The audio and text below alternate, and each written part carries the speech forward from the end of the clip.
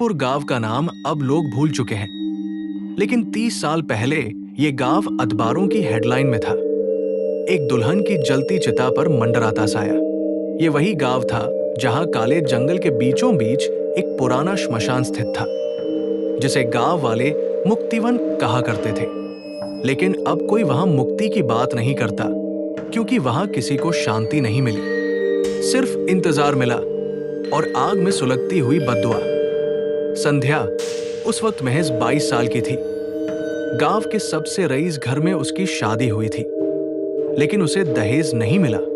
उसके पति और ससुराल वालों ने एक रात उसे बंद कमरे में बांध दिया और फिर अगली सुबह उसकी लाश उसी मुक्तिवन की चिता पर थी, जलती हुई।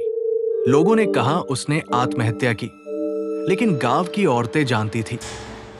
उसकी चीखें 3 रात तक श्मशान में गूंजती रही। वो चिता बुझी नहीं, जलती रही लगातार। जब चौथे दिन पंडित उसे नम कर जलाने पहुंचे तो उन्होंने देखा वहां सिर्फ राख नहीं थी, एक लड़की बैठी थी, राख में सनी हुई, आंखें खोलकर।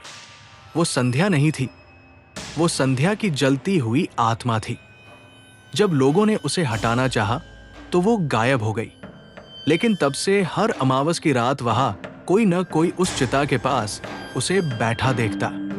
साल दर साल लोग इस रहस्य को भुलाने लगे, मगर फिर आया अनिकेत। अनिकेत कोई आम लड़का नहीं था, वो सोशल मीडिया का स्टार था। उसके चैनल पर लाखों फॉलोअर्स थे। उसे इस कहानी का जिक्र एक बूढ़े फॉलोअर से मिला और उसने इसे बस एक कंटेंट समझा, लेकिन उसे नहीं पता था कुछ कहानियां बताने के लिए नहीं होती, जीने के लिए होती है। वो गांव पहुंचा, लेकिन वहां कोई उसका स्वागत नहीं करता। बूढ़े पंडित रामकिशन ने उसे साफ कहा, इस श्मशान में किसी को फिल्माने की इजाजत नहीं है। यहां की राख अब भी जलती है और आत्माएं कैमरे में नहीं, कब्र में उतरती है। पर अनिकेत रुका नहीं। वो गांव के एक वीरान घर में रुका और कैमरा लेकर अकेले अमावस की रात उस श्मशान पहुंचा। रास्ता सुनसान था, मगर वो सब रिकॉर्ड कर रहा था। ये है चिता वाली आत्मा की असलियत कहकर उसने वीडियो शुरू किया। जैसे ही वो उस जगह पहुंचा, हवा रुक गई, चारों तरफ जैसे कोई नजरें गड़ा रहा हो। और तभी कैमरे की लाइट अपने आप ऑन होने लगी। अचानक सामने की जमीन से राख उड़ने लगी, जैसे किसी अदृश्य चीज के चलने से धूल उड़ रही हो। और तभी सामने बैठी दिखी एक लड़की, चिता की राख पर, सफेद साड़ी, बाल बिखरे हुए, चेहरा आधा जला हुआ और होठों से एक धीमी लोरी। अनिकेत ने डरते हुए पूछा, तुम कौन हो? लड़की ने अपनी गर्दन घुमाई, आवाज टूटी और कांपती हुई आई, मैं वो हूं जिसकी मौत जलाई गई थी, मगर आत्मा को जलने नहीं दिया गया। तुम भी वही करने आए हो? अनिकेत को अब एहसास हुआ कि वो खेल नहीं, शिकार बन चुका है।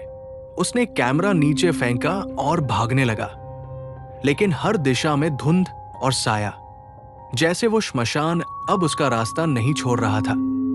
तभी उसके सामने एक पुरानी लकड़ी की चौखट में बंद दरवाजा खुला और अंदर उसे दिखा एक कमरा, दीवारों पर राख से लिखे शब्द, हर धोखा, हर वादा यहां लौटता है। कमरे के बीचों बीच थी एक और जलती हुई चिता और उस पर उसका नाम लिखा था, अनिकेत मिश्रा। वो चीखा, मगर कोई आवाज नहीं निकली। उसकी सांसें भारी होने लगी।